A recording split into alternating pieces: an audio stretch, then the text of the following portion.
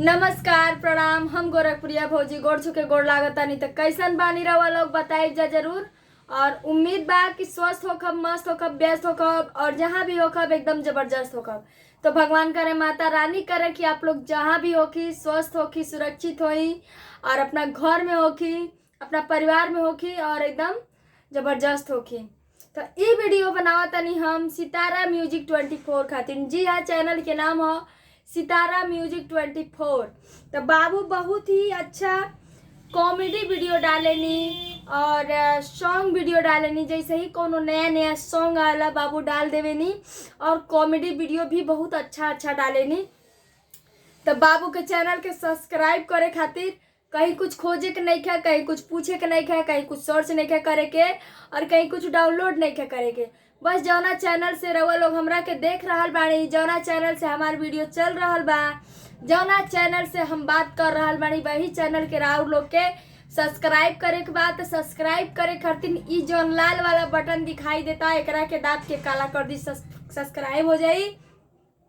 और ये जौन घंटी वाला निशान बा एकरा के दाब दी, नोटिफिकेशन के ऑप्शन चालू हो जाए। एकरा से ई फायदा होई कि बाबू हमार कौनो वीडियो डाली है, चाहे गाना के चाहे कॉमेडी के, तो सबसे पहले नोटिफिकेशन आप लोग के लगे आई और इनकर सबसे पहले वीडियो आप लोग देख लेवे। तो भाई ने बात अच्छी वाली। तो बाबू सितारा म्यूजिक 24 के चैनल के एक बार और लोग सुन ली। सितारा म्यूजिक 24 के चैनल के सब्सक्राइब करे के ना भुलाए, काहे कि बाबू बहुत मेहनत करेला। इनका चैनल सब्सक्राइब जरूर करब, हाथ जोड़ के निवेदन करत है। हम रउआ लोग के सुना देते हैं एक ठो गाना कि गले में लाल टाई, घर में एक चार पाई, तकिया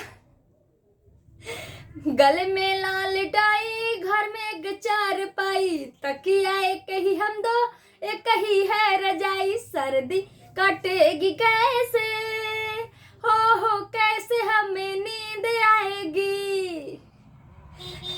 सोचो हम लोग कि भौजी कैसन कैसन गाना गावत रही, आगे गा देते।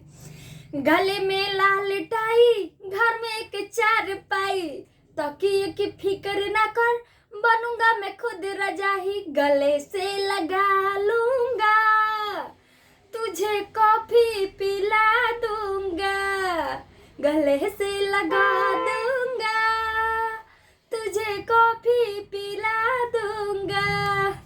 तो उम्मीद बा कि आप लोग के गाना अच्छा लगल। एक तो चुटकुला सुना देता है कि लोग कहेला कि लड़किन के पास बहुत दिमाग होला।